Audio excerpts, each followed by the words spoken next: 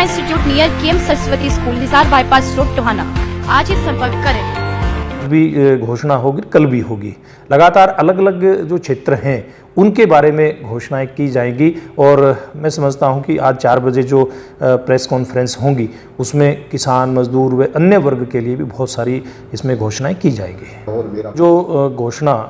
परसों देश के प्रधानमंत्री नरेंद्र मोदी जी ने की और उन्होंने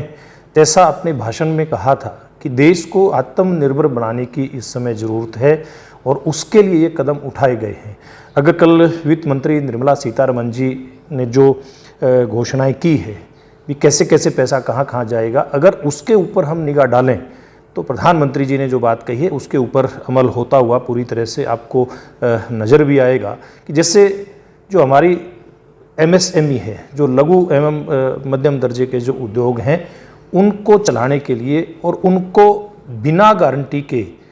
3 लाख करोड़ रुपए का जो लोन है वो देने की जो घोषणा की है, मैं समझता हूँ इसके कारण से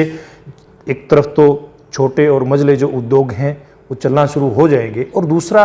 बड़ी संख्या में हमारे मजदूरों को भी इसके अंदर काम मिलेगा। इसी प्रकार से जो NBFC है, नॉन बैंकिंग फाइनेंस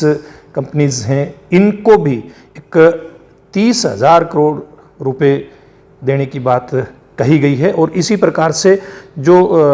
TDS और TCS काटने की जो एक परंपरा रहती है उसमें भी 25% की जो छूट दी गई है, उसके कारण से लगभग 50,000 करोड़ का लाभ आम आदमी तक पहुंचेगा और जो टैक्स भरने की जो एक डेट रहती है उसको भी बढ़ा करके 31 नवंबर तक ये किया है। 30 नवंबर तक लोग अपना टैक्स जमा करवा सकेंगे। तो ये कल जो कदम उठाए गए थे वो औद्योगिक क्षेत्र में और इस प्रकार से अन्य जो राहत कैसे कैसे दे सकते हैं उनकी घोषणा कल केंद्रीय